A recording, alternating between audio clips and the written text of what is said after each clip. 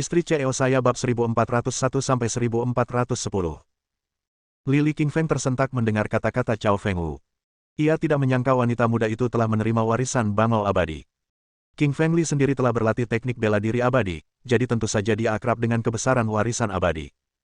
Qingfeng Li tidak lagi memperhatikan peri bangau putih, tetapi dia telah memperhatikannya. Ia melirik ke arah Qingfeng Li dengan mata indahnya, merasakan energi abadinya. Meskipun energi itu lemah karena sengaja disembunyikan oleh Qingfeng Li, peri bangau putih masih menemukan jejaknya. Bagaimanapun, ia telah menerima warisan bangau abadi dari peri bangau putih. Peri bangau putih melirik ke arah Qingfeng Li dan segera mengalihkan pandangannya, tanpa memperhatikan lebih jauh, karena banyak guru agung lainnya berdiri di depannya. Qixuan Zhenren berdiri dan berkata, "Peri bangau putih, selamat datang." Meskipun peri bangau putih hanyalah seorang wanita cantik berusia 20-an, kepemilikannya atas warisan bangau abadi membuatnya mengesankan, bahkan mendapatkan rasa hormat dari Qixuan Zhenren. "Qixuan Zhenren, semua kultivator di Huaxia telah tiba. Bisakah kita mulai pemilihan ketua?" Jian Huangzhao sangat tertarik dengan pemilihan ketua aliansi Huaxia. Ia sangat berharap bisa mendapatkan posisi tersebut. Bukan hanya Jian Huangzhao yang tidak sabar, Bing Huangdao, Yi Huangshou, dan para kultivator lainnya mulai mendesak Qixuan Zhenren juga, berharap dia akan memulai pemilihan. Qixuan Zhenren tersenyum dan berkata, "Baiklah, ada dua pembawa acara untuk pemilihan ini. Satu adalah Feng Wuchao, dan yang lainnya adalah saya." Monster tua Li Shui menatap Qixuan Zhenren dan berkata, "Kakak, cepatlah umumkan aturannya." Banyak orang yang menunggu. Qixuan Zhenren tertawa dan berkata, "Aturannya sederhana. Siapapun yang mendapatkan lencana kepala akan menjadi kepala dunia pengembangan diri." Li Qingfeng mengerutkan kening dan bertanya, "Qixuan Zhenren, di mana lencana kepala? Bagaimana kita menemukannya?" Qixuan Zhenren menatap Li Qingfeng dan berkata, "Lencana kepala suku ada di suatu tempat di Gunung Naga Harimau. Lokasi persisnya hanya diketahui oleh Feng Wuchao dan aku. Kami tidak bisa memberitahumu karena kau harus menemukannya sendiri." Mendengar kata-kata Qixuan Zhenren, Lili dan para kultivator lain di sekitarnya tampak terdiam. Setelah semua penantian yang harus mereka lalui, aturan pemilihannya semudah mendapatkan lencana ketua. Qixuan Zhenren menatap ekspresi mereka yang tak terkesan dan mendesah. Tidak seperti para kultivator lainnya, ia tahu betapa sulitnya menemukan lencana kepala. Qixuan Zhenren mengerutkan kening dan berkata, "Aku punya pengingat untuk semua orang. Ada banyak bahaya di dalam Gunung Naga Harimau, termasuk binatang buas, serangga beracun, sisa-sisa jiwa dari zaman kuno, dan masih banyak lagi." Peringatan Qixuan Zhenren mengejutkan orang banyak. Mereka pernah mendengar tentang bahaya Gunung Naga Harimau sebelumnya. Gunung itu adalah rumah bagi banyak binatang buas purba, dan hanya sedikit pembudidaya diri yang pernah memasuki gunung itu. Kali ini, semua orang di sini hanya untuk pemilihan kepala suku. Qixuan Zhenren tertawa dan berkata, "Kalian bisa membagi diri menjadi beberapa kelompok. Dengan begitu akan lebih aman. Lencana kepala tersembunyi di kedalaman gunung ini.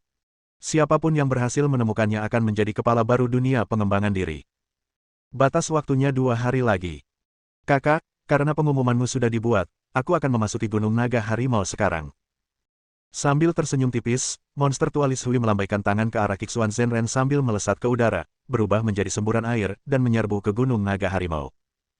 Segera setelah kepergian Li Shui, tetua takdir pun segera bertindak, melontarkan dirinya ke udara dan menerjang Gunung Naga Harimau. Mengikuti mereka, peri bangau putih, Jian Huangzhao, Bing Huangdao, Yi Huangshou, dan yang lainnya semuanya memasuki Gunung Naga Harimau juga. Semua orang ingin memanfaatkan kesempatan ini, berpikir bahwa siapapun yang pertama memasuki gunung akan menemukan lencana kepala, dan memperoleh akses ke sumber daya kultivasi yang paling berharga di Huaxia. Qingfeng Li menoleh ke arah anak anjing hitam dan berkata, "Ayo masuk juga." Petik 2. Anak anjing hitam mengangguk saat menuju ke Gunung Naga Harimau bersama dengan Qingfeng Li, ular pemakan langit, dan yang lainnya. Gunung Naga Harimau adalah salah satu gunung terpanjang di Tiongkok. Bersama dengan Gunung Kunlun, Gunung Langit, Gunung Abadi, dan Gunung Naga Laut Timur, gunung ini disebut sebagai salah satu gunung leluhur Tiongkok. Pada masa benua kuno, naga dewa dan harimau dewa menjelajahi daerah tersebut, mewarnai bumi dengan darah mereka, meninggalkan jiwa mereka. Semua perang kultivasi diri besar, terlepas dari peradaban dan planet, berpusat di Gunung Naga Harimau. Area ini menyimpan jiwa dan tulang belulang para santo, makhluk abadi, dan praktisi kultivasi diri yang tak terhitung jumlahnya. Binatang buas asli pegunungan Naga Harimau juga luar biasa kuatnya, banyak di antaranya yang berubah melalui mutasi. Qixuan Zhenren memilih pemilihan kepala suku di Gunung Naga Harimau karena lingkungannya yang berbahaya. Ia ingin menemukan bakat yang benar-benar tangguh, seorang master yang mampu mengatasi semua kesulitan di Gunung Naga Harimau, mengalahkan semua kultivator lain, dan membuktikan diri layak memimpin Huaxia berperang melawan para kultivator barat. King Fengli, anak anjing hitam, dan ular pemakan langit berlari kencang, memasuki Gunung Naga Harimau hampir seketika. Gunung Naga Harimau itu sangat megah, sisi kirinya merupakan Gunung Naga yang menjulang tinggi, dan sisi kanannya merupakan Gunung Harimau Putih yang sangat besar. Pegunungan membentang ribuan kilometer, dengan puncak dan lembahnya meliuk-liuk di angkasa. Beberapa puncaknya menjulang tinggi, puncaknya sepenuhnya terkubur dalam kabut langit, dan dasarnya seluruhnya terbuat dari bebatuan besar. Di gunung itu juga terdapat banyak pohon purba, masing-masing mencapai ketinggian ratusan meter. Pohon-pohon purba ini telah bertahan selama ratusan ribu tahun dan seluruhnya ditutupi oleh sulur, duri, bunga, dan tanaman lainnya yang tak terhitung jumlahnya. Geraman, lolongan, desisan. Begitu memasuki Gunung Naga Harimau, Lily dapat mendengar auman dan lolongan binatang iblis yang tak terhitung jumlahnya. Suara mereka yang ganas memekakkan telinga, sekuat tenaga, menggemakan serangan gelombang suara raksasa di udara. Lily juga merasa sangat tertekan oleh atmosfer sejak ia melangkah ke Gunung Naga Harimau. Tercium pula aroma samar darah, peninggalan para santo kuno yang telah meninggal. Sebagian darah mereka bahkan belum mengering. Anak anjing hitam tiba-tiba berkata, "King Fengli, hati-hati. Banyak bahaya mengintai di Gunung Naga Harimau." Tentu saja, ada juga banyak peluang tersembunyi di sini. Ada banyak ramuan, harta spiritual, dan buku teknik bela diri yang bisa kau temukan. Bab 1402. Lipan bermutasi. Li Qingfeng dan krunya berjalan di dalam pegunungan Naga Harimau. Tak jauh dari tempat mereka berdiri, beberapa kultivator dari Tiongkok berdiri, semuanya mencari lencana kepala suku. "Anjing kecil, bisakah kau mengendus lencana kepala?" tanya King Fengli sambil mengerutkan kening pada anak anjing hitam. Anak anjing hitam menggelengkan kepalanya dan berkata, "Aku belum pernah melihat lencana kepala sebelumnya, jadi aku tidak tahu aromanya. Lencana jenis ini dibuat oleh orang-orang suci kuno. Lencana ini memiliki aroma seorang suci dan hanya bisa ditemukan oleh pemiliknya yang ditakdirkan." Li Qingfeng tampak kecewa, mendesah dalam hati. Ia berencana mengandalkan anak anjing hitam untuk menemukan lencana kepala suku, tetapi jelas, ia membutuhkan rencana baru. Daun-daun berguguran dan puing-puing berserakan di mana-mana, tanaman merambat melilit tanah. Suara gemerisik terdengar di setiap langkah yang mereka ambil. Di atas kepala Lily, tumbuh pohon-pohon kuno yang menjulang tinggi, masing-masing mencapai ratusan meter tingginya dan tebalnya belasan meter. Pohon-pohon itu terbuat dari kayu hitam, dan daun-daun hijau tumbuh di atasnya. Batangnya selebar mungkin, bahkan lebih tebal dari pinggang manusia. Berjalan di pegunungan, King Fengli merasakan penindasan, dan anak anjing hitam pun merasakannya.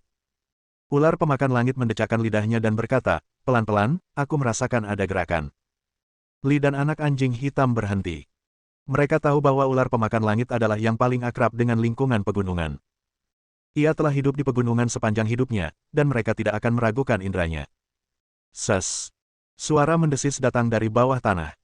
Suaranya sangat lemah, hampir tak terdengar. Mengusir. Tiba-tiba, sebuah bayangan hitam melesat keluar dari tanah dan menggigit King Fengli. Bayangan itu bergerak sangat cepat, bagaikan seberkas petir hitam, tiba di hadapan King Fengli dalam sekejap.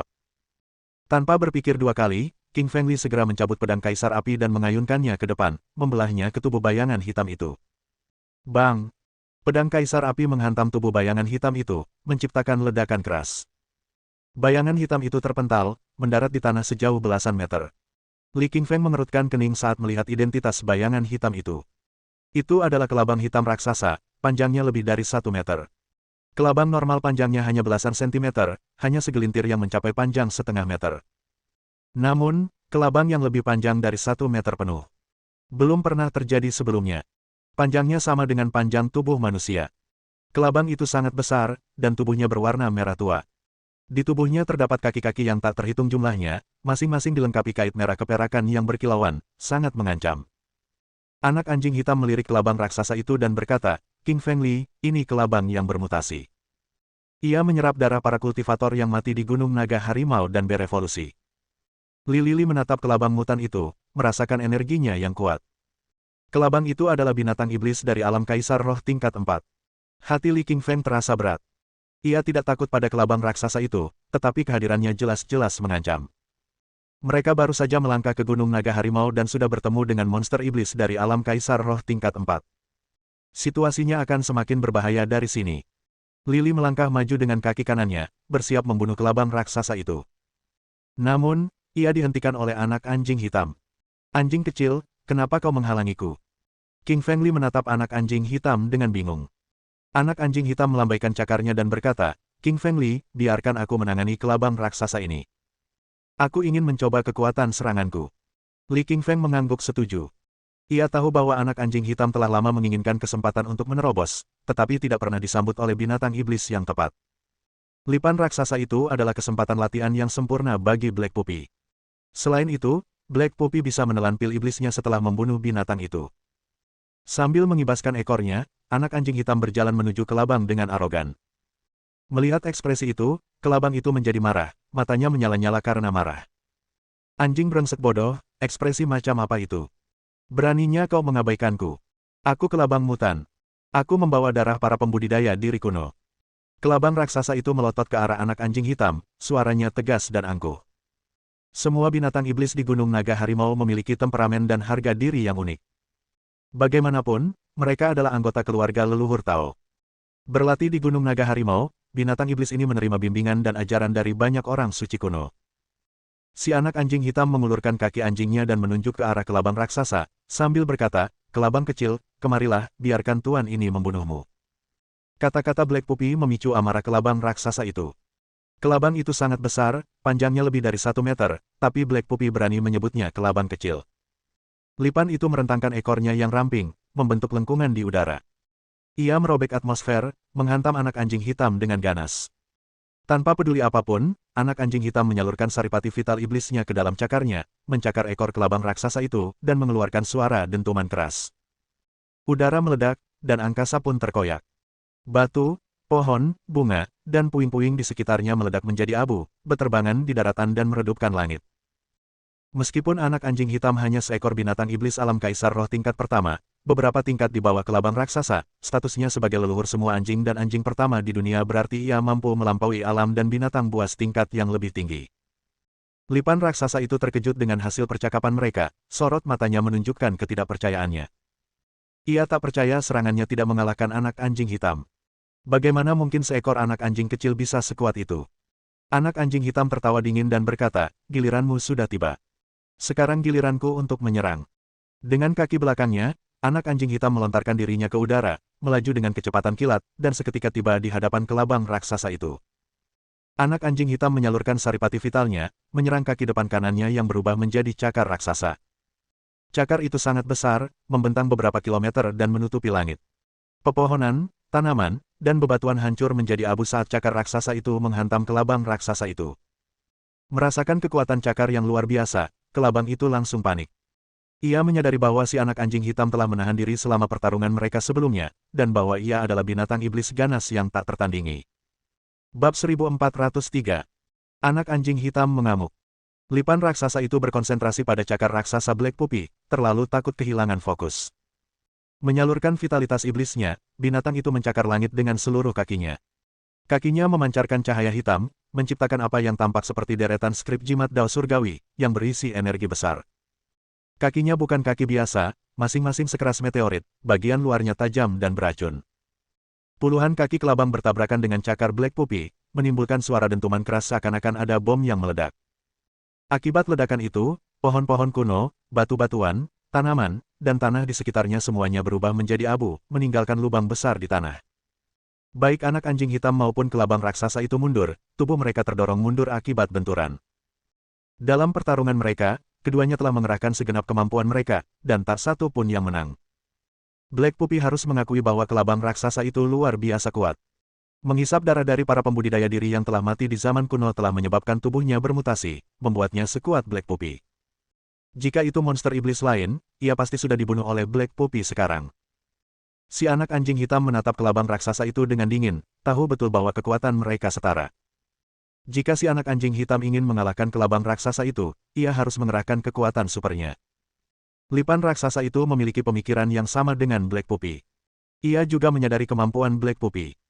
Meskipun penampilannya tidak berbahaya, Black Puppy adalah lawan yang tangguh. Lipan raksasa itu memiliki kekuatan supernya sendiri, yaitu serangan berbisa. Ia mampu mengeluarkan gas beracun dan cairan beracun. Lipan raksasa itu membuka mulutnya dan menyemburkan sinar cairan hitam ke arah Black Puppy, ingin meracuni lawannya hingga mati. Anak anjing hitam ragu sejenak, mengalihkan pandangannya. Ia membuka mulutnya dan menyemburkan pusaran hitam sebagai respons. Dengan kekuatan melahapnya, pusaran hitam itu segera menyerap racun hitam, memecahnya menjadi molekul-molekul kecil dan membuatnya menghilang. Mustahil. Kekuatan super apa ini? Bagaimana bisa ia meniadakan kemampuan beracunku? Melihat racunnya menghilang, mata kelabang raksasa itu dipenuhi rasa tak percaya. Lipan raksasa itu telah menguasai seluruh daerah pinggiran Gunung Naga Harimau melalui kekuatan racun supernya, membunuh banyak binatang iblis selama masa kekuasaannya. Tidak ada binatang iblis yang dapat menandingi kelabang raksasa dalam radius 10 km, maka wajar saja jika kelabang itu tidak menyangka kekuatan super berbisa yang dimilikinya akan dengan mudah dimangsa oleh si anak anjing hitam. Sebagai anjing nomor 1 di dunia, Black Puppy memiliki kekuatan melahap yang serupa dengan Lily. Keduanya dapat melahap kemampuan dan kekuatan super binatang buas lainnya. Tentu saja, monster iblis lawan harus setara dengan Black Puppy. Jika musuh melampaui Black Puppy terlalu banyak level, misalnya jika mereka berada di level Spirit Supreme, maka Black Puppy mustahil untuk melahap kekuatan super mereka. Kelabang kecil, bukankah sudah kubilang sebelumnya? Kau bukan tandingan tuan ini. Lebih baik kau berhenti melawan dan mati saja. Anak anjing hitam tampak mengancam. Ia menginginkan pil iblis kelabang itu. Black Puppy melontarkan dirinya ke udara, dan langsung tiba di hadapan kelabang raksasa itu. Lipan raksasa itu ingin berlari, tetapi menyadari bahwa ia jauh lebih lambat daripada anak anjing hitam. Sebaliknya, Lipan raksasa itu mengayunkan tangan dan kakinya yang banyak, mencakar anak anjing hitam. Anak anjing hitam mengulurkan cakarnya yang tajam dan mencakar kaki kelabang hingga terluka. Anak anjing hitam telah menyalurkan kekuatan pusaran hitamnya. Setelah menelan racun kelabang raksasa, anak anjing hitam menjadi semakin kuat, sementara di saat yang sama, kekuatan kelabang raksasa melemah. Dengan pertukaran ini, Black Puppy mampu mengalahkan serangan berkaki banyak kelabang itu secara instan. Kelabang raksasa itu meringis kesakitan saat Black Puppy merobek salah satu anggota tubuhnya. Beruntung bagi kelabang raksasa itu, ia memiliki puluhan kaki. Sepasang kaki yang rusak tidak terlalu berpengaruh. Sambil melambaikan kaki-kakinya yang tersisa, kelabang raksasa itu mencakar si anak anjing hitam sekali lagi. Anak anjing hitam mencibir, matanya penuh ejekan. Menyalurkan esensi vitalnya, ia kembali mengayunkan kaki anjingnya. Lipan raksasa itu menjerit mengerikan. Setelah pertarungan itu, ia hanya memiliki beberapa lusin kaki yang tersisa. Seperti orang yang kehilangan lengan dan kaki, lipan raksasa itu pun hancur total. Wajah kelabang raksasa itu memucat ketika menatap Black Puppy dengan ngeri, dia tahu betul bahwa dirinya bukanlah tandingan anjing itu. Lipan raksasa melontarkan dirinya dari tanah menggunakan kaki-kakinya yang tersisa, menyelam ke dalam tanah dan ingin melarikan diri ke dalam bumi. Mau lari? Apa tuan anjingmu menyuruhmu lari? Aku tidak menyuruhmu lari. Si anak anjing hitam mencibir, tatapannya mengancam. Anak anjing hitam mengulurkan kaki depannya dan mencengkeram ekor kelabang raksasa itu, menariknya keluar dari tanah, mencambuk tubuhnya di udara, dan membantingnya ke arah batu besar. Bang!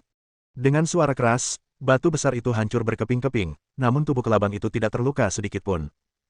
Lipan raksasa itu bukan tanpa alasan menjadi penguasa alam kaisar roh tingkat keempat.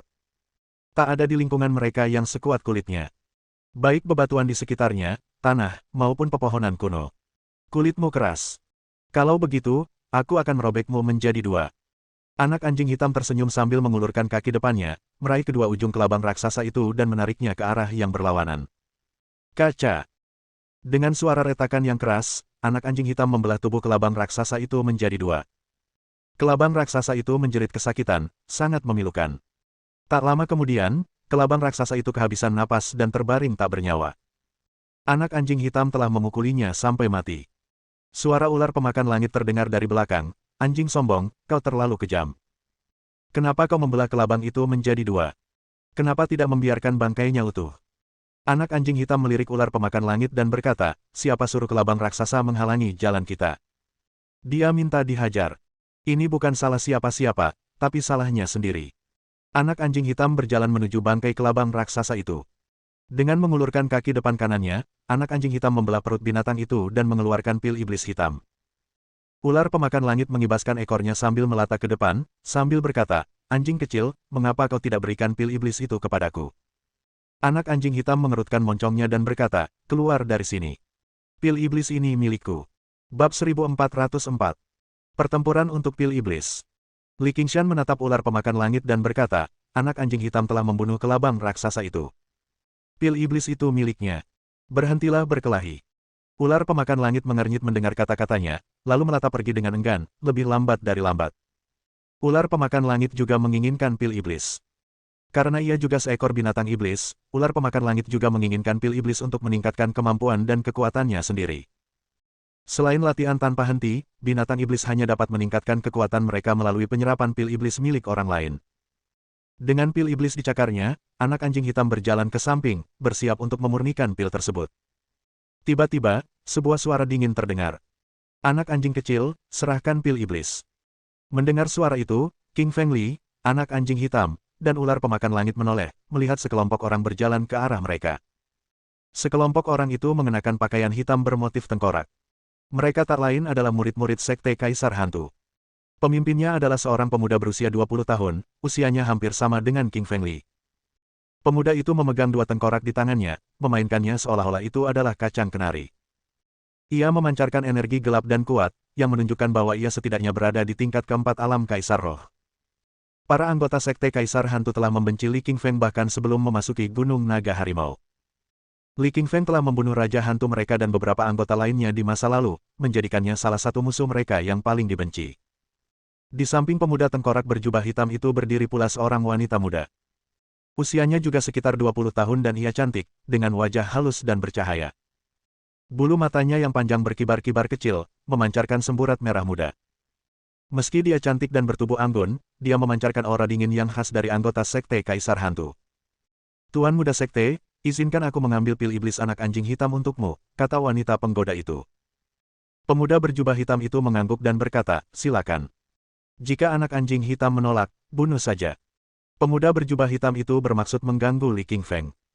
Ia tahu bahwa anak anjing hitam adalah peliharaan Li Qingfeng, jadi membunuh anak anjing hitam pasti akan memastikan kekuasaannya atas Li Qingfeng. Jika King Feng Li membalas, maka mereka akan membunuhnya. Lili tahu apa yang direncanakan pemuda dan pemudi itu, tetapi ia tidak terpengaruh.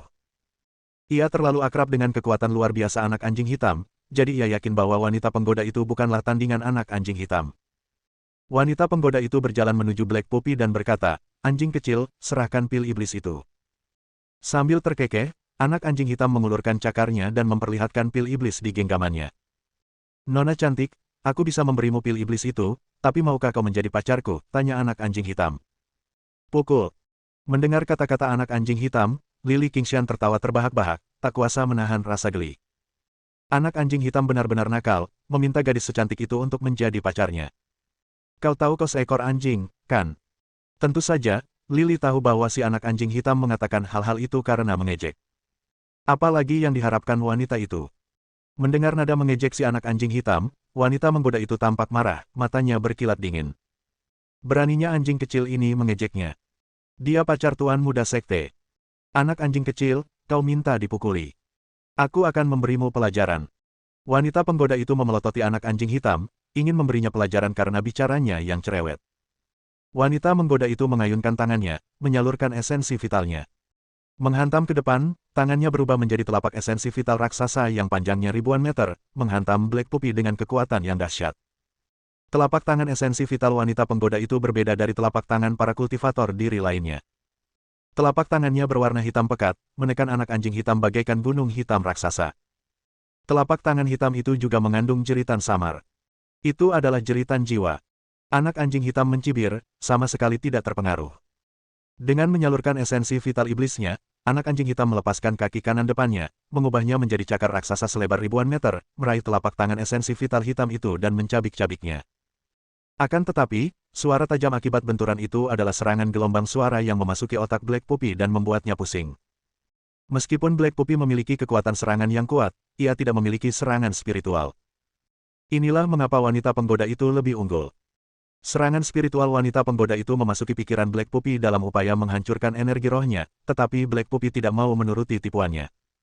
Di kedalaman otak Black Puppy terdapat pusaran hitam raksasa. Pusaran itu adalah kekuatan super yang unik bagi nenek moyang anjing.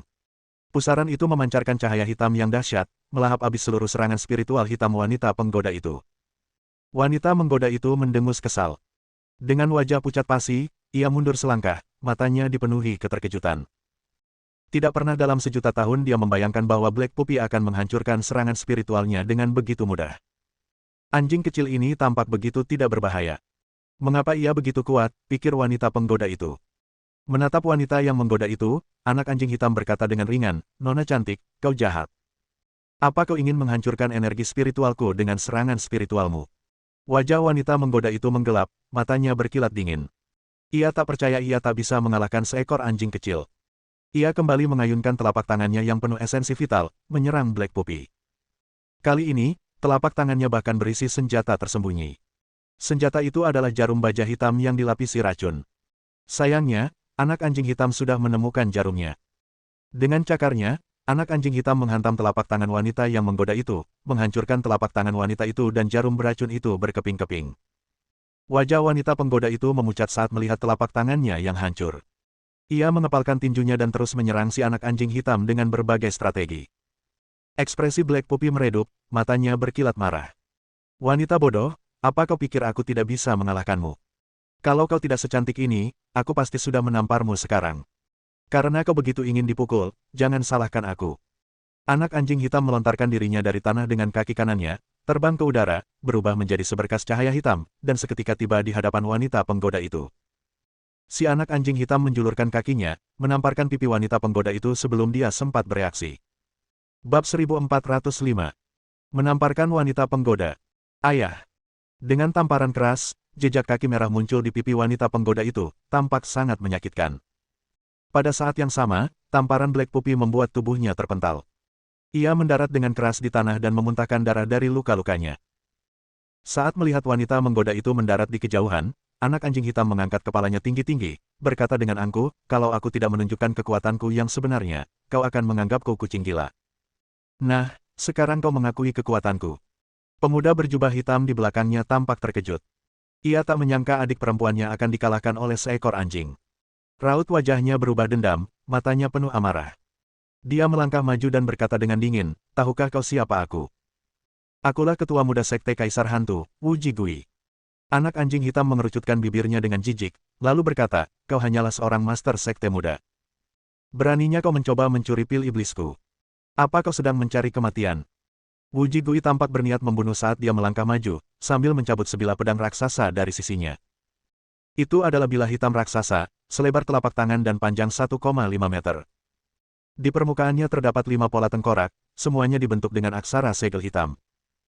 Aksara jimat ini adalah hantu, semuanya memancarkan aura dingin yang kuat. Pedang itu terkenal di dunia kultivasi diri. Namanya adalah pedang tengkorak, dan menurut legenda, pedang itu terbuat dari kombinasi tulang-tulang para kultivator diri dan meteorit. Di dalam pedang raksasa itu tersegel roh-roh para kultivator diri, memberikan senjata itu kekuatan yang tak tertandingi. Puluhan tahun yang lalu, ketua sekte dari sekte Kaisar Hantu pernah mengandalkan pedang tengkorak untuk menguasai dunia kultivasi, mengalahkan banyak master, dan menjadikan dirinya salah satu master terkuat di seluruh dunia kultivasi Huaxia. Kemudian, sang ketua sekte menghadiahkan pedang tersebut kepada Wu Jigui. Wu Jigui sangat menyadari kekuatan hebat Black Puppy, jadi dia segera mengeluarkan Skull Blade. Dengan pedang tengkorak di tangannya, Wu Jigui mengayunkannya ke depan, melepaskan kilatan energi pedang hitam sepanjang 1000 meter yang melesat ke arah anak anjing hitam dengan kekuatan yang luar biasa menakutkan. Ekspresi Black Puppy berubah serius, karena ia benar-benar merasa terancam oleh energi mematikan yang dipancarkan oleh Skull Blade. Serangan bilah panjang itu cukup kuat untuk melukai anak anjing itu. Anak anjing hitam mengayunkan cakarnya, mengubahnya menjadi cakar vitalitas iblis raksasa dan meraih energi bilah hitam. Namun, kekuatan yang tak tertandingi terpancar dari energi bilah pedang itu, seolah-olah badai laut yang dahsyat atau gunung berapi yang meletus.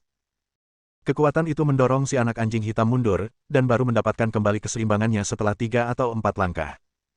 Dengan perubahan ekspresi, anak anjing hitam berkata, "Tingkat kelima alam Kaisar Roh." Anak anjing hitam telah merasakan bahwa pedang tengkorak adalah harta karun spiritual alam Kaisar Roh tingkat kelima. Kekuatan serangannya luar biasa kuat. Selain itu, Wu Jigui adalah master tingkat puncak alam Kaisar Roh tingkat 4. Dia sudah memiliki kesempatan untuk mencapai alam Kaisar Roh tingkat 5. Karena itulah dia berhasil memaksa Black Puppy mundur. Tentu saja, Black Puppy tidak melepaskan kekuatan supernya. Jika Black Puppy menggunakan kekuatan super leluhurnya, Wu Jigui pasti sudah mati. Mata anak anjing hitam membeku saat ia bersiap melancarkan serangan terkuatnya. Namun, sebelum menyerang, Li Qingfeng turun tangan. Li Qingshan memerintahkan anak anjing hitam untuk menghentikan serangannya. Ia ingin melawan Wu Jigui. Melihat pedang tengkorak, Li Qingshan ingin sekali melatih pedang kaisar apinya. Li Qingfeng menginstruksikan si anak anjing hitam untuk menjauh sambil berjalan mendekati pria itu.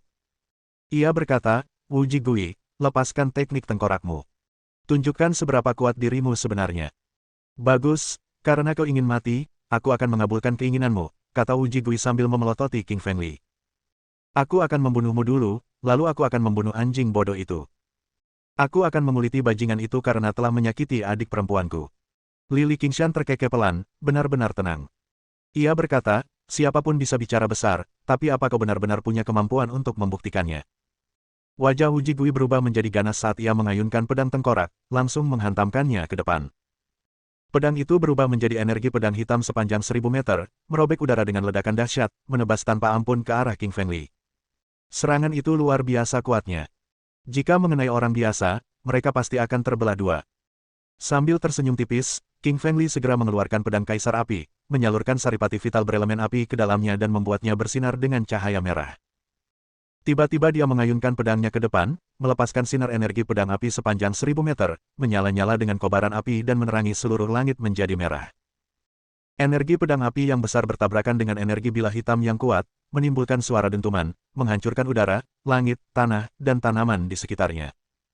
Ketika semua debu dan puing telah mengendap, Li dan Wu Jigui terlihat berdiri tegak, tanpa jejak gerakan. Saling serang mereka seimbang, dan tidak ada yang menang.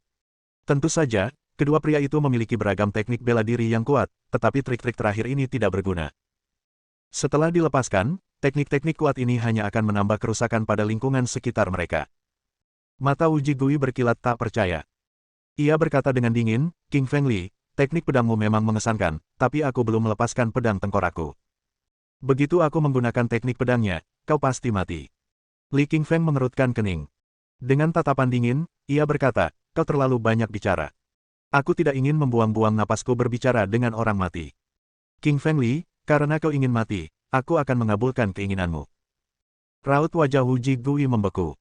Ia hanya ingin membunuh King Feng Li. Dia pertama-tama akan membunuh King Feng Li, lalu memenggal kepalanya dan menggunakannya sebagai pispot. Wu Jigui melompat dari tanah, tiba di atas tubuh Li Qingfeng. Menghunus pedang panjangnya ke depan, ia meraung, tengkorak energi pedang. Tiba-tiba, sinar energi pedang sepanjang 1000 meter muncul di hadapan Wu Jigui, berubah menjadi tengkorak raksasa selebar 1000 meter. Tengkorak raksasa itu menerjang ke arah King Feng Li dengan dahsyat, seakan hendak menembus tubuh dan jiwanya. Gunung api. Dengan raungan keras, King Feng Li melepaskan teknik pertama pedang kaisar apinya. Energi pedang api yang dahsyat membentuk gunung api yang tingginya lebih dari 4000 meter, membakar seluruhnya dengan amukan api dan menyerbu ke arah tengkorak hitam selebar 1000 meter. Gunung api menghantam tengkorak hitam itu, menimbulkan hantaman yang memekakkan telinga, mengguncang seluruh dunia seolah-olah dilanda gempa bumi. Langit runtuh akibat amukan api. Para pembudidaya diri di sekitarnya semua mundur, kepanikan tampak jelas di wajah mereka seakan-akan mereka telah menyaksikan kiamat. Kedua pria itu terlalu kuat, pertukaran pertama mereka meninggalkan kehancuran dahsyat. Bab 1406. Melukai Wu Jigui. Semua pembudidaya diri yang lewat menyesali pilihan mereka untuk datang menyaksikan pertarungan tersebut. Mereka tetap tinggal untuk menonton Li Qingfeng bertarung melawan Wu Jigui sebagai hiburan, tetapi mereka tidak pernah membayangkan akan terpengaruh oleh gelombang energi sisa pertarungan tersebut. Gelombang energi yang dahsyat itu membuat tubuh mereka terpental, menjatuhkan mereka dengan keras ke tanah, tubuh mereka berlumuran tanah. Untungnya, para pembudidaya diri ini semuanya sangat kuat. Jika tidak, mereka pasti sudah terkoyak oleh energi yang dahsyat itu.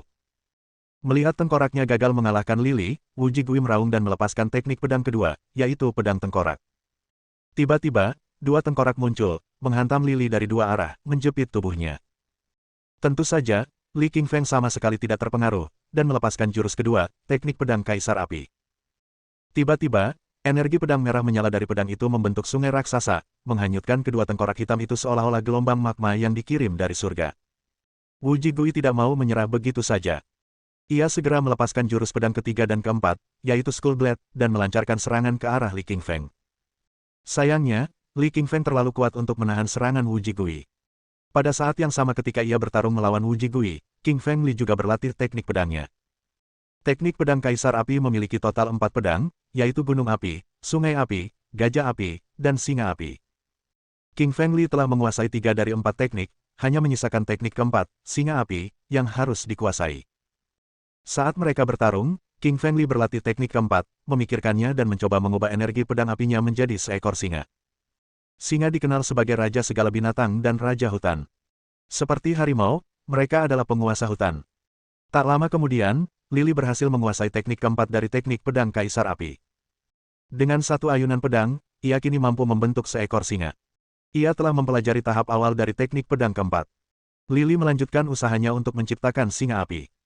Perlahan, ia mulai membentuk energi pedang api menjadi leher, badan, anggota badan, ekor, dan akhirnya menjadi singa utuh. Singa api membuka mulutnya dan menyemburkan bola api, melesatkannya ke arah pedang tengkorak Wu Jigui, membakarnya hingga hancur berkeping-keping. Pedang keempat teknik pedang kaisar api, singa api, jelas lebih unggul dari 3 teknik pedang lainnya. Singa api. Dengan raungan keras, Lili langsung melepaskan pedang keempat dari teknik pedang kaisar api. Pada saat yang sama, ia mengaktifkan niat pedang api di dalam tubuhnya, melepaskan gelombang energi yang sangat besar. Tiba-tiba, singa api yang tak terhitung jumlahnya mengepung Li Qingfeng. Batu, semak, pepohonan, gunung, bahkan udara pun berubah menjadi ratusan singa api yang mengepung Wu Jigui. Ratusan singa api itu menyerbu ke arah Wu Jigui, ingin mencabik-cabiknya. Wu Jigui panik, matanya membeku. Dengan lambaian tangannya, pedang tengkorak memunculkan ratusan tengkorak. Setiap tengkorak berkilauan dengan aksara jimat dao langit hitam, berusaha menangkis singa api. Namun, singa api itu terlalu panas dan terlalu kuat, tengkorak-tengkorak itu tak berdaya melawan mereka. Papa. Tak lama kemudian, beberapa ratus tengkorak esensi vital yang muncul semuanya terbakar menjadi ketiadaan, menghilang ke udara tipis. Akhirnya, ratusan singa api menyatu menjadi satu tubuh raksasa. Dengan aura pedang api yang dahsyat, singa api itu menghantam tubuh Wu Jigui dengan ganas, merobek pakaiannya, dan membuatnya terpental. Puh! Wu Jigui memuntahkan darah dalam jumlah besar, wajahnya pucat pasi dan tubuhnya terluka. Melihat kejadian itu, semua pengikut sekte Kaisar Hantu menjadi panik, mata mereka penuh dengan keterkejutan. Bagaimana mungkin? Wu Jigui adalah guru nomor 1 di generasi muda sekte Kaisar Hantu kita. Bagaimana mungkin dia kalah dari King Feng Li? Ya, Master Sekte muda itu tak terkalahkan di seluruh dunia pengembangan diri. Dia salah satu petarung terbaik di generasi muda. Bagaimana mungkin dia kalah? Jika ketua sekte muda kita kalah, apa yang harus kita lakukan? Apakah kita akan bertahan atau melarikan diri? Para pengikut sekte Kaisar Hantu semuanya panik dan mulai berceloteh. Mendengar suara mereka, Wu Jigui langsung murka. Tak berguna. Bukannya mereka tidak membantuku, mereka malah berpikir untuk kabur. Wu Jigui murka. Ia berbalik dan berteriak kepada murid-muridnya, semuanya, serang. Bunuh Li Qingfeng untukku. Meskipun mereka takut, para pengikut sekte Kaisar Hantu datang menyerang King Feng Li dengan tinju, pedang, dan parang mereka saat mendengar perintah Wu Jigui. Mereka adalah murid sekte Kaisar Hantu. Jika mereka tidak mendengarkan Wu Jigui, mereka pasti sudah dibunuh meskipun berhasil kembali hidup-hidup. Li Qingfeng baru saja mempelajari jurus keempat teknik pedang Kaisar Api. Sungguh luar biasa. Dengan tebasan pedang panjang itu, energi pedang membentuk seekor singa api raksasa, membakar puluhan murid dalam sekejap dan mengubahnya menjadi abu. Pembakaran darah esensi. Kabur. Sementara puluhan murid menyerang King Feng Li, Wu Jigui membakar darah esensinya, berubah menjadi seberkas petir hitam dan menghilang seketika. Wu Jigui, kau benar-benar cepat. Aku pasti akan membunuhmu saat kita bertemu lagi. Melihat Wu Jigui kabur, wajah King Feng Li tampak sangat mematikan. Kali ini, pemimpin muda sekte Kaisar Hantu, Wu Jigui, pergi dengan tangan kosong. Ia membawa serta pacar dan murid-muridnya untuk mencuri pil iblis ke labang raksasa. Namun, ia kecewa karena kehilangan semua orang yang dibawanya, gagal mendapatkan pil iblis, dan pergi dengan luka parah. Li Qingshan berbalik dan berjalan menuju anak anjing hitam. Anjing kecil, cepatlah dan sempurnakan pil iblis untuk meningkatkan kemampuanmu. Lalu bawa kami ke lencana kepala. Anak anjing hitam berjalan ke samping dan duduk bersila seolah-olah ia adalah seorang manusia yang sedang mengembangkan diri. Dengan dua kaki depannya diletakkan di depan. Anak anjing hitam menyalurkan mantra kultivasi ala anjing. Dengan mengulurkan salah satu cakarnya, anak anjing hitam langsung memasukkan pil iblis ke dalam mulutnya. Pil iblis itu memasuki mulut Black Puppy, bergerak sepanjang tenggorokan, kerongkongan, jalur perut, dan akhirnya masuk ke dantiannya. Pembuluh darah Black Puppy mengalirkan energi hitam. Energi hitam itu membentuk banyak pusaran hitam kecil, masing-masing dengan torsi luar biasa, mencabik-cabik pil iblis dan menyerap kekuatannya. Pil iblis itu mengandung sejumlah besar vitalitas iblis. Setelah diserap oleh pusaran hitam, pil itu berubah menjadi sinar energi hitam, memasuki kedalaman tubuh anak anjing hitam, berputar tanpa henti di dalamnya, dan akhirnya berkumpul di dantiannya, membentuk inti iblisnya. Tak lama kemudian, anak anjing hitam membuka matanya. Dari sana, dua sinar hitam melesat menembus, menghancurkan bebatuan di depan hingga lenyap. Energi yang kuat terpancar dari tubuh Black Puppy, melesat lurus ke surga. Bab 1407. Linger Yao diburu. King Fengli sangat gembira saat merasakan betapa kuatnya anak anjing hitam. Lili tahu bahwa anak anjing hitam pasti telah mencapai terobosan. Sebelumnya, ia berada di alam kaisar roh tingkat pertama, dan sekarang telah mencapai tingkat kedua.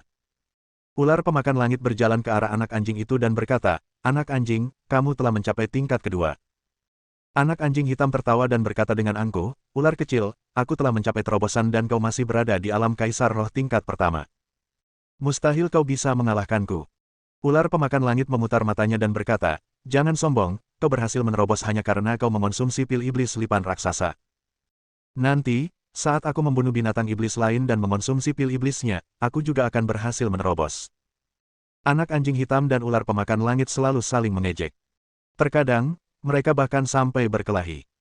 Mereka bersaing satu sama lain, jadi setiap kali mereka melihat yang lain berhasil, pikiran mereka akan dipenuhi dengan rasa cemburu dan dengki.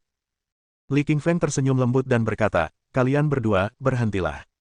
Ayo kita pergi dan cari lencana kepala suku." Li Lifeng memimpin, diikuti oleh anak anjing hitam dan ular pemakan langit. Mereka berjalan perlahan. Di dalam Gunung Naga Harimau, bahaya yang tak terbayangkan ada di mana-mana. Binatang iblis bisa menyerang kapan saja, jadi lebih aman untuk berhati-hati. Seperti pegunungan Kunlun, Gunung Naga Harimau terbagi menjadi 4 area, bagian luar, bagian dalam, bagian tengah, dan bagian inti. Semakin dalam, semakin berbahaya. King Feng dan yang lainnya masih berada di wilayah luar pegunungan.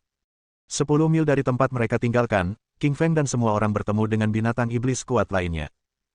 Binatang iblis ini adalah ular piton raksasa, panjangnya hampir 500 meter dan membentuk gunung kecil saat melingkar. Dia menghunus pedang kaisar api, siap membunuh ular piton raksasa itu, tetapi ular pemakan langit menghentikannya menyerang. King Fengli tahu bahwa ular pemakan langit ingin membunuh ular piton itu agar ia dapat memakan pil iblis milik ular piton itu dan memperkuat kekuatannya. Dia mengangguk dan mundur. Alasan dia membawa anak anjing hitam dan ular pemakan langit adalah untuk memastikan dia punya bala bantuan. Di sisi lain, dia juga ingin memperkuat kekuatan mereka. Ketika anak anjing hitam dan ular pemakan langit menjadi lebih kuat, King Feng akan mendapat bantuan yang lebih dapat diandalkan setiap kali ia dalam kesulitan. King Feng mundur beberapa langkah dan membiarkan ular pemakan langit berhadapan dengan ular piton raksasa itu. Ular piton raksasa itu bersisik hitam, dan mata raksasanya memancarkan hawa dingin yang mematikan. Ular piton raksasa adalah penguasa segala sesuatu dalam radius 32 km dari Gunung Naga Harimau. Seperti kelabang raksasa, ia adalah binatang iblis yang kuat. Ular piton raksasa itu mengibaskan ekornya dan membelah udara, menghantam ular kecil terkutuk yang ada tepat di depannya. Bagi ular piton raksasa, ular pemakan langit begitu kecil sehingga ekornya bahkan lebih besar darinya. Ia berpikir akan sangat mudah untuk membunuh ular pemakan langit. Namun, wajah sombong ular pemakan langit tampak seperti sedang mengejek piton, membuatnya sangat marah. Menghadapi serangan ular piton raksasa itu, ular pemakan langit tidak mempedulikan tubuhnya dan melompat ke udara. Ular pemakan langit secepat kilat hitam, muncul di hadapan piton sebelum sempat bereaksi, dan menggigit leher piton dengan keras. Sebuah lubang berdarah raksasa muncul di leher piton, darahnya berceceran kemana-mana. Ular pemakan langit membuka mulutnya lagi dan mulai menghisap darah ular piton. Saat darah memasuki tubuhnya, darah tersebut berubah menjadi energi bagi ular tersebut. Tubuh ular piton raksasa itu mulai menyusut dengan kecepatan yang dapat diamati dan tak lama kemudian berubah menjadi tumpukan kulit kering. Ular piton itu jatuh ke tanah dan mati. Perlu disebutkan bahwa ular pemakan langit sangat kuat.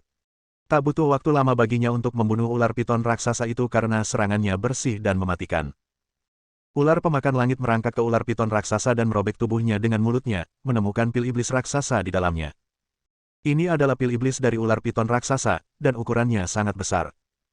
Pil iblis gelap itu berisi semua kekuatan yang telah diperoleh piton sepanjang hidupnya. Saat piton itu mati, pil iblis itu tak lagi menjadi milik siapapun. Ular pemakan langit menelan pil iblis dan mulai menyerap kekuatannya. Tidak butuh waktu lama bagi ular pemakan langit untuk menyerap semua kekuatannya dan mengubah semua energi menjadi kekuatannya sendiri. Seperti anak anjing hitam, ular pemakan langit telah mencapai alam kaisar roh tingkat kedua. Tubuhnya membesar, memancarkan kekuatan dahsyat. Meskipun anak anjing hitam dan ular pemakan langit memiliki tingkat kultivasi lebih tinggi dibanding dengan King Feng, namun di antara mereka semua, kekuatan bertarungnya tetaplah yang terkuat. Baik Black Puppy maupun Sky Devouring Snake telah melakukan terobosan dan mencapai alam kaisar roh tingkat kedua. Lily dan yang lainnya melanjutkan perjalanan mereka.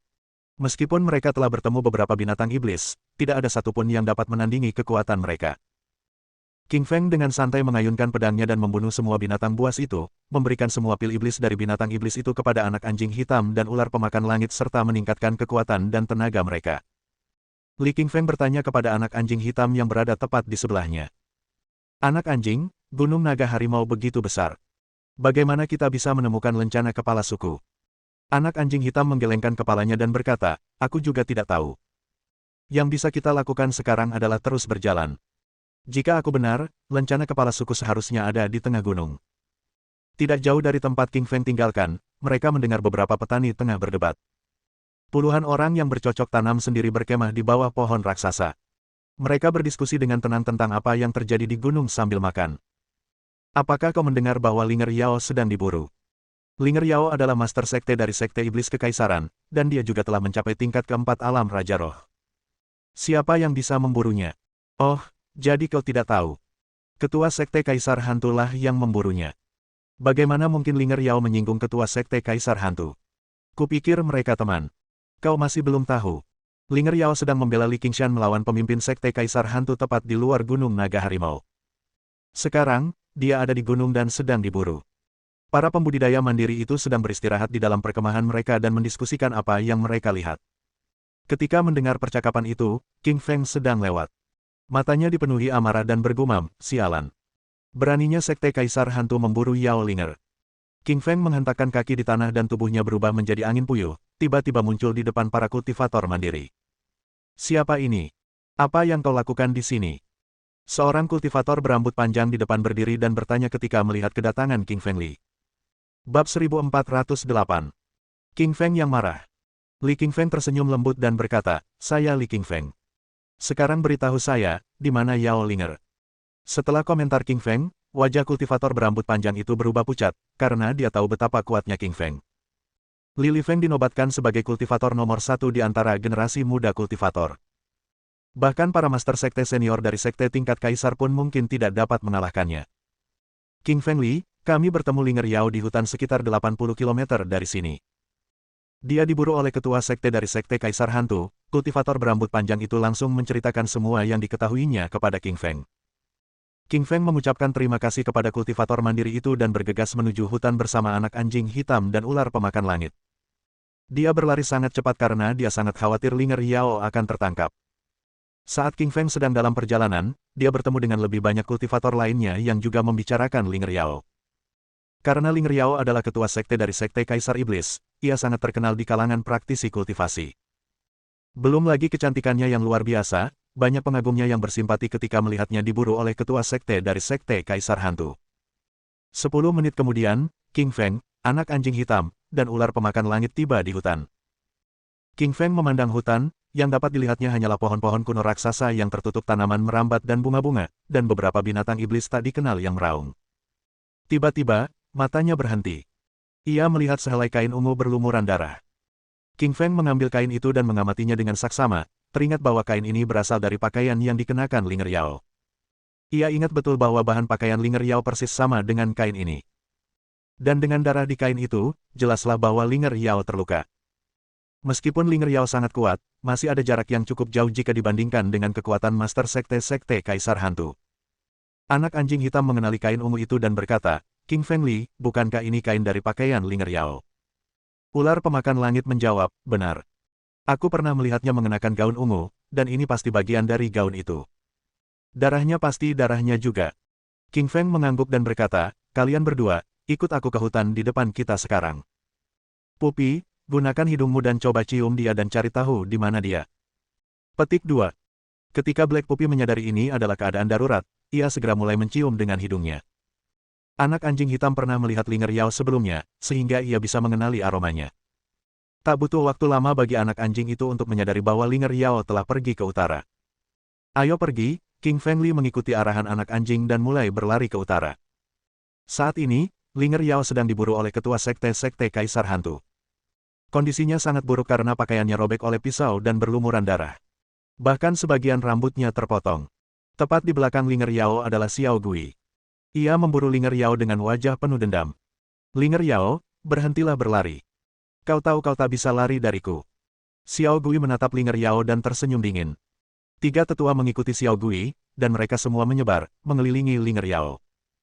Linger Yao menyalurkan saripati vital dengan gila-gilaan di dalam tubuhnya dan berlari secepat yang ia bisa untuk melarikan diri dari Xiao Gui. Tiba-tiba, Linger Yao berhenti karena dia melihat seorang pria di depannya, master sekte dari sekte Kaisar Pedang, Jian Huangzhao. Minggir Jian Huangzhao. Jangan halangi jalanku, kata Linger Yao dingin kepada Zhao. Nada amarah tersirat dalam suaranya saat ia hendak melarikan diri melalui tempat Jian Huangzhao berdiri. Namun, pria ini tiba-tiba muncul dan menghalangi jalannya. Saat ini, Linger Yao tidak bisa berhenti karena ancaman mematikan tepat di belakangnya, Xiao Gui. Meskipun ada banyak murid dari Sekte Kekaisaran Iblis, mereka semua dibunuh oleh Xiao Gui. Bahkan Linger Yao pun tak sanggup menghadapi Xiao Gui, apalagi para muridnya. Jian Huangzhao tersenyum dingin dan berkata, Linger Yao, jangan pernah berpikir untuk melewatiku. Jian Huang sangat marah pada Linger Yao karena dia telah memberikan bantuan kepada King Fengli di Pegunungan Kunlun. Jika bukan karena Linger Yao, Jian Huangzhao bisa saja mendapatkan lebih banyak harta karun spiritual dan teknik kultivasi. Namun, semua itu ada di tangan Li Qingfeng karena dirinya. Itulah mengapa Zhao sangat membencinya. Linger Yao melambaikan telapak tangannya dan membentuk telapak esensi vital raksasa, menamparkan ke arah depan. Jian Huangzhao tersenyum dingin dan menghunus pedang panjangnya. Ia menebas ke arah Linger Yao, menghancurkan telapak tangan esensi vitalnya. Yao Linger sudah terluka dan tidak sebanding dengan Jian Huangzhao. Serangan Jian Huangzhao membuatnya terjebak oleh Xiao Gui dan ketiga tetua. Saat itu, ia berada dalam bahaya besar karena Jian Huang ada di depannya, sementara Xiao Gui tepat di belakangnya. Tidak ada cara baginya untuk melarikan diri. Linger Yao tahu ia tak bisa kabur. Ia berhenti dan berbalik, menatap Xiao Gui dengan dingin. Linger Yao, hari ini kau akan menghadapi kematianmu. Aku tidak hanya akan membunuhmu, aku juga akan menjebak jiwamu ke dalam pedangku, kata Xiao Gui kepada Linger Yao dengan wajah penuh kebencian. Bunuh aku jika kau bisa. Cahaya dingin melintas di mata Linger Yao, seolah dia tidak mau menyerah. Linger Yao melancarkan serangan telapak tangannya ke arah Xiao Gui. Namun, ia lebih lemah dan tak sebanding dengan kekuatannya. Beberapa saat kemudian, Linger Yao terluka parah, wajahnya memucat dan ia mulai memuntahkan darah. Melihat Linger Yao terluka, Jian Huangzhao tiba-tiba menyerangnya dari belakang. Dalam sekejap mata, sebuah lubang besar muncul di perut Linger Yao saat Jian Huangzhao menusuknya. Bab 1409. Mengobati Linger Yao. Jian Huangzhao melambaikan tangannya dan langsung berkata, tentu saja saya setuju. Xiao Gui, yang ada di depannya, jauh lebih kuat daripada dirinya. Mustahil baginya untuk melawan. Jian Huangzhao menunjuk tetua ketiga di sampingnya dan berkata, pergilah. Gunakan pedang panjang di tanganmu dan penggal kepalanya. Tetua ketiga mengambil pedang panjang di tangannya dan berjalan di depan Linger Yao. Linger Yao, hari ini akan menjadi akhir hidupmu. Bukankah kau begitu kuat, kau bahkan mampu menghentikanku membunuh Li Qingfeng. Tetua ketiga menatap Linger Yao yang terbaring di tanah dengan darah mengucur dari mulutnya, lalu berkata dengan dingin. Tak ada rasa kasihan di matanya, hanya ejekan. Yao Linger tampak pucat, mulutnya terus berdarah. Pakaiannya berlumuran darah, tetapi ia tidak mengatakan apa-apa. Ia hanya menatap tetua ketiga dengan dingin. Tetua ketiga sangat marah melihat ekspresi damai di mata Linger Yao. Ia merasa wanita di depannya akan segera mati dan seharusnya memohon belas kasihan sekarang, tetapi Linger Yao tidak. Wanita itu hanya menatapnya dengan tenang, yang membuatnya tidak merasa bahwa ia penting. Linger Yao, mainan anak laki-laki itu, Li Qingfeng. Kenapa dia tidak datang dan menyelamatkanmu? Tetua ketiga mencibir pada Linger Yao. Linger Yao akhirnya membuka mulutnya, tetapi suaranya dingin dan dia berkata, saat King Fengli ada di sini akan menjadi saat kematianmu. Tetua ketiga tersenyum dingin dan mulai berbicara, mulutmu keras. Bahkan jika King Fengli ada di sini, dia tidak akan bisa menyelamatkanmu. Master sekte kami ada di sini dan dia bahkan bisa membunuh King Fengli. Xiao Gui melihat tetua ketiga dan Yao Linger sedang berbicara, dan mulai terlihat tidak sabar. Kedua orang ini terlalu banyak bicara. Tetua ketiga, berhenti bicara. Bunuh Linger Yao segera dan bawa kepalanya sekarang juga, perintah Xiao Gui kepada tetua ketiga. Baik, ketua sekte. Tetua ketiga mengangguk dan mengangkat pedang panjang di tangannya, menebas leher Linger Yao yang tergeletak di tanah. Yao Linger kini terluka parah dan energi vital di tubuhnya telah habis. Ia tak bisa melarikan diri, maupun menyerang. Yang bisa ia lakukan hanyalah menyaksikan bilah panjang tetua ketiga mengiris lehernya. Merasakan niat membunuh dan dinginnya pedang panjang itu, Linger Yao menutup matanya, merasa putus asa namun juga damai. Linger Yao adalah pemimpin sekte dari sekte Kekaisaran Iblis dan juga yang terbaik di Dao Iblis. Namun, kini, ia sedang sekarat. Sebelum meninggal, Linger Yao banyak berpikir, dan dia mulai mengingat kembali kenangan kehidupan masa lalunya. Saat Linger Yao berusia sekitar 3 tahun, ia diangkat menjadi murid oleh guru sekte terdahulu, Sekte Iblis Kekaisaran, dan sejak saat itu ia mulai berlatih di Sekte Iblis Kekaisaran. Ia berbakat sejak usia muda dengan kemampuan pemahaman yang luar biasa. Ia langsung memahami teknik-teknik iblis begitu mempelajarinya, memungkinkannya dengan cepat mencapai alam kaisar roh di usia muda dan menjadi yang terkuat di Dao Iblis. Selama 20 tahun terakhir, Linger Yao terus berlatih sampai ia bertemu Li Qingfeng di daerah terlarang Gunung Kunlun. Sejak saat itu, ia mulai memahami betapa berbedanya hidup dan betapa menyenangkannya dirawat oleh seorang pria. Tapi sekarang, Linger Yao tidak akan bisa melihat Li Qingfeng lagi, orang yang peduli padanya. Linger Yao merasa sedikit menyesali bahwa dia tidak bisa melihat pria yang dia cintai sebelum kematiannya. Qingfeng Li, selamat tinggal. Kuharap aku bisa bertemu denganmu lagi di akhirat. Linger Yao mulai berbicara pada dirinya sendiri. Pada saat Qingfeng Li tiba di hutan, dia melihat tetua ketiga mengangkat pedang panjang di tangannya dan mengayunkannya ke arah kepala Linger Yao. Tetua ketiga, beraninya kau. Raut wajah Li Qingshan berubah, dan cahaya dingin melintas di matanya. Saat itu, ia berada sekitar 100 meter dari Yao Linger, jadi sudah terlambat untuk terbang dan menghentikannya. Di saat kritis, Li menyalurkan esensi vitalnya dan mengulurkan jari telunjuk kanannya, menunjuk ke depan, dan menembakkan cahaya hijau. Cahaya hijau itu datang tak terduga, seolah datang dari dunia lain, mengandung kekuatan tak terkalahkan dan menembus udara, mengoyak ruang. Cahaya itu langsung mengenai bilah pedang panjang milik tetua ketiga. Hanya terdengar suara dentuman dan bilah pedang panjang itu terbelah menjadi dua. Cahaya hijau itu tidak lemah. Itu adalah jari sang penakluk, yang diajarkan ayahnya kepada Qingfeng, dan ia menggunakannya untuk menyelamatkan Yao Linger. Pedang panjang di tangan tetua ketiga patah menjadi dua dan tidak melukai Yao Linger sama sekali. Ia berhasil lolos dari pisau itu. Li memanfaatkan momen ini dan menghentakkan kaki dari tanah dengan kuat. Tubuhnya melesat seperti kilat dan tiba-tiba tiba di sisi Yao Linger. Li Qingfeng melihat mulut Yao Linger berdarah dan lubang besar di perutnya. Seluruh tubuhnya berlumuran darah dan gaunnya robek dengan banyak luka di sekujur tubuhnya. Wajah Li Qingfeng mulai tampak muram dan matanya dipenuhi rasa dingin. Qingfeng Li tidak pernah membayangkan bahwa Yao Linger terluka begitu parah. Sialan Xiao Gui dan Jian Huangzhao. Beraninya mereka memperlakukan Linger Yao seperti ini. Api amarah membumbung di hati Li Qingshan. Seperti yang kalian tahu, alasan mengapa Yao Linger terluka parah adalah karena Li Qingfeng sendiri. Dia melindunginya dan dengan demikian menyinggung Xiao Gui dan Jian Huangzhao, lalu diburu oleh mereka. Linger Yao, kamu baik-baik saja, tanya Qingfeng Li dengan khawatir. Mendengar suara yang familiar itu, Linger Yao membuka matanya, merasa takjub. Ia pikir ia sedang sekarat sekarang dan sudah mengucapkan selamat tinggal dalam hati kepada Li Qingfeng. Ia tidak menyangka akan mendengar suaranya, apalagi melihatnya secara langsung, di saat berikutnya. Apakah aku sedang bermimpi? Apakah aku sudah sampai di neraka? Tanya Linger Yao pucat pasi dan linglung. Li menggelengkan kepalanya dengan penuh kasih sayang dan perhatian di matanya, lalu berkata, kamu tidak sedang bermimpi. Aku di sini. Keke. Begitu Linger Yao berbicara, luka-lukanya yang berkeropang terbuka lagi dan darah mulai keluar dari mulutnya.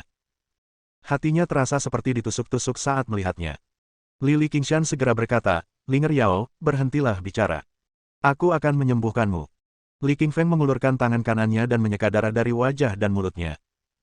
Kemudian, ia menepuk punggung wanita itu dengan tangan kirinya. Ia mulai mengalirkan esensi vitalnya ke dalam tubuh wanita itu melalui tangannya. Melihat Li Qingfeng sedang menyembuhkan Yao Linger, kilatan dingin melintas di mata tetua ketiga di samping mereka. Ia merasa diabaikan dan dihina oleh mereka. Ia berdiri tepat di samping mereka, namun Li Qingfeng mengabaikannya, tidak menanggapinya sama sekali, dan langsung menyembuhkan Yao Linger. Karena Qingfeng Li sedang menyembuhkan Linger Yao, punggungnya menghadap tetua ketiga, yang memberinya kesempatan. Qingfeng Li, karena kau ingin mati, aku akan mengabulkan keinginanmu, cibir tetua ketiga dengan tatapan dingin.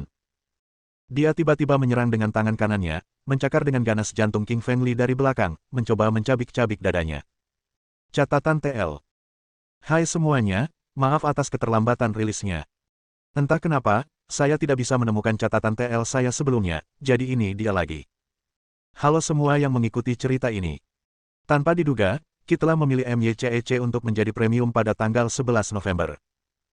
Berdasarkan biaya SS untuk bab-bab dengan panjang yang sama, saya perkirakan bab-bab kami akan berharga sekitar 6-8 SS, yang berarti seseorang dapat membaca setidaknya 3 bab MYCEC dengan jatah SS harian gratis. Jadwal rilis kami akan berubah menjadi 3 bab setiap hari, dan kami akan merilis bab-bab secara massal di akhir bulan untuk berterima kasih kepada para pendukung kami di Patreon. Kami memutuskan untuk tidak menambah jadwal rilis seperti DKS dan MYBWH karena kami ingin mengalokasikan lebih banyak upaya kami untuk proyek-proyek lain yang sedang kami kerjakan, yang sejujurnya kami rasa akan memberikan Anda lebih banyak kesenangan. Terima kasih semua telah membaca cerita ini, dan silakan sampaikan pemikiran dan kekhawatiran Anda di kolom komentar. Bab 1410. Pembantaian. Tangan kiri Li Qingfeng menyentuh punggung Yao Linger, menyalurkan esensi vitalnya ke dalam tubuh Yao Linger untuk menyembuhkannya. Tiba-tiba ia mengerutkan kening karena merasakan sensasi membunuh dari punggungnya. Tetua ketiga telah mengayunkan tangannya, mencoba meraih jantung King Feng. Li Lili mencibir, kilatan dingin melintas di matanya. Ia bahkan tidak menoleh, langsung mengulurkan tangan kanannya dan langsung meraih tangan tetua ketiga. Lalu ia meremas dan melepaskannya. Klik. Mereka hanya mendengar suara gemerincing dan melihat cakar tetua ketiga dicabut oleh King Feng Li. Darah menyembur di sepanjang tunggul patah milik tetua ketiga dan bahkan tulang-tulang yang memutih di dalamnya pun terlihat. Tetua ketiga membuka mulutnya sambil menjerit nyaring. Wajahnya mulai pucat karena rasa sakit akibat tangannya yang tercabut terlalu berat baginya. King Feng Li, dasar bajingan. Beraninya kau mematahkan tanganku. Wajah tetua ketiga berubah saat ia memarahi King Feng Li. Matanya penuh amarah. Tetua ketiga ingin menyerang jantung Lili dari belakang untuk membunuhnya, tetapi ia tidak menyangka Lili akan sekuat itu. Ia hanya duduk diam di sana dan mematahkan tangan kananku. Namun, tetua ketiga tidak tahu bahwa Lili telah berlatih teknik tubuh api penyucian fana. Bagaimana mungkin tetua ketiga menjadi lawannya? Li Qingfeng tersenyum muram, lalu langsung mengeluarkan pedang kaisar api dari cincin interspatialnya dan menyerang ke depan, melepaskan seberkas energi pedang api merah dengan cahaya yang kuat. Energi pedang itu mengembun menjadi seekor singa api dan langsung menebas leher tetua ketiga. Puci. Dengan satu serangan pedang, tetua ketiga klan kaisar hantu tewas. Semua orang di sekitar melihat kejadian itu dan terkejut, mata mereka penuh dengan ketidakpercayaan. Ketika mereka berada di luar Gunung Naga Harimau, Li Qingfeng tampak tidak sekuat itu. Namun, setelah mereka memasuki Gunung Naga Harimau, ia melepaskan teknik pedang yang begitu dahsyat. Serangan itu membunuh tetua ketiga hanya dengan satu serangan. Kakak ketiga, kau mati dengan sangat mengenaskan. Tetua pertama dan tetua kedua melihat kepala tetua ketiga dipenggal oleh Li Qingfeng dan menjerit. Ketiga tetua klan kaisar hantu adalah saudara dan sangat dekat. Mereka mulai berlatih bersama sejak kecil dan melakukan banyak hal buruk bersama. Sekarang setelah Li Qingfeng membunuh tetua ketiga, kedua tetua lainnya jelas sangat marah. Meskipun ia bisa merasakan kemarahan tetua pertama dan kedua, Li Qingshan bahkan tidak memandang mereka. Kini, seluruh hati Li Qingshan tertuju pada Yao Linger dan ia terus menyalurkan esensi vital dalam tubuhnya untuk membantu menyembuhkannya. King Feng Li mengambil 9 jarum dari tasnya dan menusukkannya ke perut Linger Yao untuk membantunya menghentikan pendarahan. Ada lubang di perutnya. Pertama-tama, Li Qingfeng membantunya membersihkan sumbatan di sekitarnya, lalu menusukkan jarum ke titik akupuntur untuk mengontrol aliran darah. Kemudian, ia mengeluarkan bubuk penyembuh dan mengoleskannya. Terakhir, ia merobek lengan bajunya untuk membalut luka. Setelah King Feng Li melakukan semua ini, tetua pertama dan kedua di belakang keduanya mengayunkan pedang panjang untuk menyerangnya. Baik tetua pertama maupun tetua kedua dari Sekte Kaisar Hantu sama-sama kuat dan 4 tingkat lebih tinggi dari Lili. Begitu ia menyerang, gempa bumi dan tanah longsor dahsyat terjadi, pasir dan batu berhamburan, dan ledakan terjadi di mana-mana. Para praktisi di sekitar mundur, tampak pucat dan takut serangan kuat ini akan menyebar dan melukai mereka. Tanpa ragu, Li Qingfeng langsung mengeluarkan labu emas dari cincin interspatialnya dan mengarahkannya ke dua pria kuat di depan mereka. Labu itu melepaskan 2 kilatan petir emas yang langsung menyambar kedua tetua itu. Namun kedua tetua itu sangat kuat dan menggunakan tinju dan telapak tangan mereka untuk menahan serangan energi emas. Tetua pertama mengayunkan pedang panjang di tangannya, dan tetua kedua mengayunkan tinjunya. Keduanya mulai menyerang Lili dari 2 arah, mencoba membunuhnya. Yao Linger masih berbaring di samping Li Qingfeng. Ia tidak ingin Yao Linger terluka, jadi ia harus menghabisi kedua tetua itu dalam satu serangan. Li Lili berpikir sejenak dan memutuskan untuk menggunakan serangan roh. Serangan rohnya sangat kuat dan sudah mencapai tingkat kaisar. Itu lebih dari cukup untuk menghadapi kedua tetua itu. Raungan singa. Membelah langit dan bumi, teriak King Feng Li, langsung menggunakan raungan kedua raungan singa. Raungan ini adalah yang terkuat yang dikuasai Li Qingfeng saat ini. Raungan itu langsung membentuk dua singa emas, bersinar terang, dibentuk oleh gelombang sonik yang kuat. Kedua singa sonik emas itu menerjang ke arah tetua pertama dan kedua, dengan kecepatan tinggi bagaikan dua petir emas, menyerbu ke dalam pikiran kedua tetua itu seketika. Tiba-tiba, kedua tetua, baik tetua pertama maupun tetua kedua, menghentikan langkah mereka dan hanya berdiri di sana dengan tangan di atas kepala. Seketika, mereka berteriak nyaring. Meskipun kedua tetua itu memiliki kekuatan yang sangat kuat dan beberapa tingkat lebih tinggi dari King Feng Li, kekuatan spiritual mereka tidak sekuat miliknya. Lagi pula, di benak Li, terdapat batu penggiling hitam putih dan sisa-sisa jiwa naga api, yang menyatukan kekuatan spiritual dahsyat yang jauh lebih dahsyat daripada master biasa manapun di alam Kaisar Roh. Hanya saja Lili tidak terlalu sering menggunakan serangan spiritual karena serangan tersebut menghabiskan banyak energi spiritualnya sendiri. Dengan kemampuan King Evli saat ini, ia pasti bisa membentuk serangan spiritual kedua. Namun, lebih dari itu mungkin akan membahayakannya atau membuatnya lelah, yang akan memberi musuh peluang untuk menang. Para penatua pertama dan kedua mencoba melawan singa rohani yang hendak menyerang jiwa mereka. Namun, untuk sementara, kekuatan spiritual kedua tetua itu tidak akan mampu melawan singa spiritual. Kekuatan mental mereka hanya bisa dihancurkan. Mereka tidak peduli dengan apa yang dilakukan Lili. Lili tidak akan menyia-nyiakan kesempatan baik ini. Kakinya menghentak tanah dengan kuat, dan tubuhnya melesat di udara, langsung tiba di sisi tetua pertama. Tetua pertama klan Kaisar Hantu adalah seorang guru yang hanya sedikit lebih lemah dari Xiao Gui. Li Qingfeng ingin membunuhnya terlebih dahulu. Tiba-tiba, King Feng mengayunkan pedang Kaisar Api di tangannya dan menusuk ke depan dengan kekuatan dahsyat. Terdengar suara "pok" dan pedang itu langsung menusuk jantung tetua pertama, menembusnya. Tubuh tetua pertama tercebur ke tanah dan kehilangan tanda-tanda kehidupan. Setelah membunuh tetua pertama, King Feng melangkah maju lagi dan tiba di sisi tetua kedua sambil menebaskan pedang dari bawah ke atas dan langsung memenggal kepala tetua kedua hingga menjadi mayat tanpa kepala. Tubuh tetua kedua jatuh ke tanah. Mati. Tiba-tiba, baik tetua pertama maupun kedua, yang tampaknya sangat kuat, tewas di tangan King Feng Li. Orang-orang di sekitar semuanya terkejut, wajahnya menunjukkan ekspresi tidak percaya. Semua orang tahu bahwa Sekte Kaisar Hantu dianggap sebagai sekte tingkat menengah. Mereka adalah yang teratas di kelompok mereka, tetapi sekarang, mereka telah dibunuh dengan mudah oleh Li Qingfeng. Mohon dukungan dari omom ante-ante sekalian, buat subscribe atau sharekan novel Mimin ke Facebook kalian, agar channel Mimin bisa terus berkembang. Dengan begitu, Mimin bisa lebih semangat untuk up novel seru lain ke depannya. Buat teman-teman yang sudah subscribe dan sharekan novel Mimin, Mimin ucapkan terima kasih sebanyak-banyaknya.